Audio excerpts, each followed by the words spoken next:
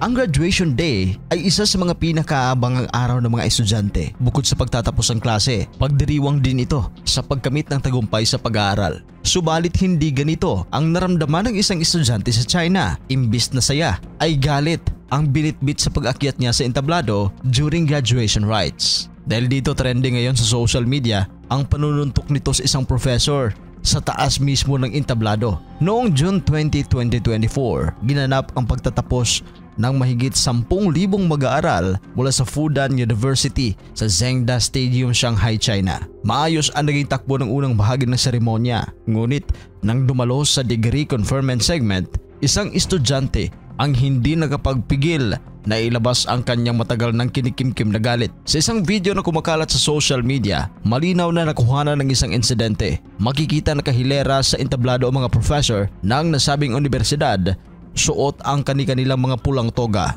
Ang segment na ito, isa-isang haharap ang mga nagsisipagtapos sa mga professor upang ipalipat sa mga ito ang kanilang tassels. Maayos na nakaakyat ang 6 na naunang mga estudyante, ngunit ang pang-7 sa kanila, dali-daling sinuntok ang professor na nasa harap niya. Sa lakas ng kanyang suntok, natanggal ang cap at nabasag pa di umano ang salamin ng nasabing professor. Ikinagulat ng mga tao sa seremonya ang pangyayaring ito. Nagmadali naman na bumaba ang estudyante sa stage na para bang walang nangyari. Agad na dinala sa pagamutan ang sinapak na professor na nagtamo ng minor injuries. Sa ngayon ay maayos na raw ang kanyang lagay. Hindi lamang ang pagpapahiya ng professor ang mapait niyang sinapit sa seremonyang ito. Suspetsa kasi ng marami na ang dean talaga ang original target ng estudyante at napagkamalan lamang ang biktimang professor. Ayon sa ilang alumni, taga-Taiwan ang estudyante at nagawa niyang manakit dahil sa labis na sama ng loob.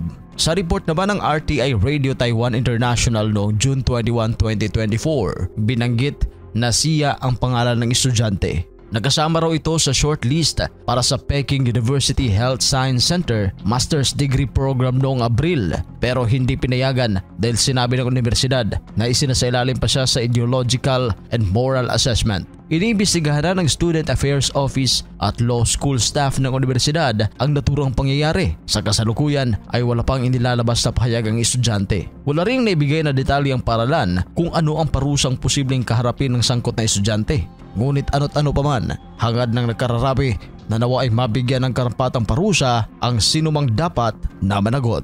Ano ang reaksyon ninyo dito? Please comment down below. At sa mga hindi pa nakapag-subscribe, huwag kalimutan mag-subscribe sa Showbizcaster. Maraming salamat po.